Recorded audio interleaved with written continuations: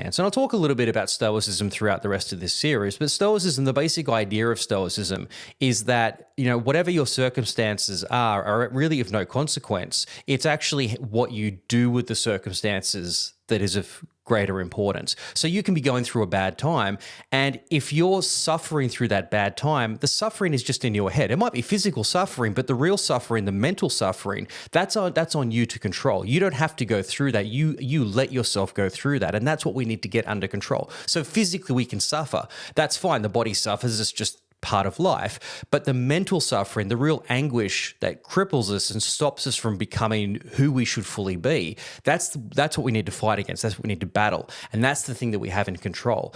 And so what the Stoics would typically say is something to the effect of, People don't suffer from their circumstances. They suffer from their response to the circumstances.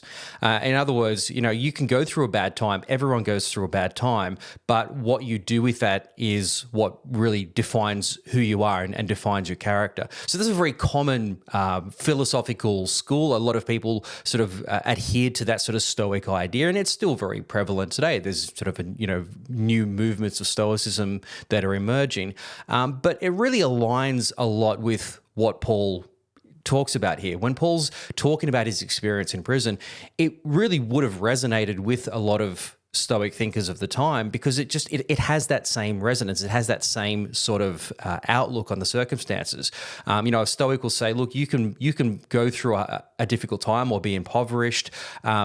That's unfortunate. You would be better not to be impoverished or go through sickness or a hard time, but it's also an opportunity to develop character and long suffering, and so therefore it's a good thing. If from those experiences you can develop something that you may not have otherwise gained in your character, then actually it's a positive, and you can see it in a different way.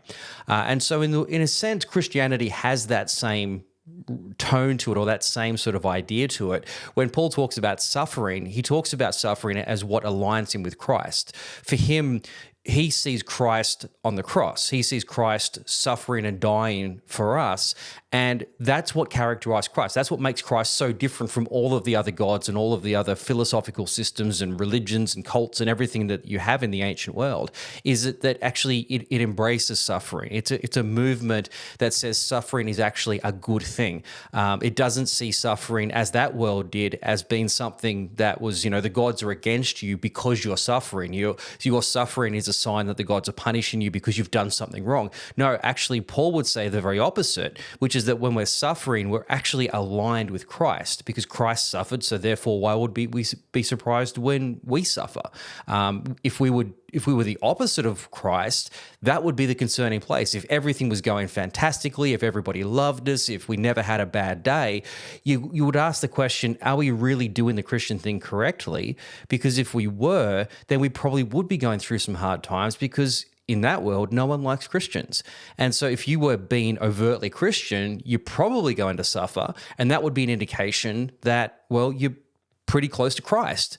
And so it's so interesting, really, what Paul does with all of this in the way that he responds. It's such a uniquely Christian perspective, but again, it would have had that sort of resonance with that Stoic sort of idea that was popular, and particularly amongst the Romans, it was a very popular sort of philosophical system.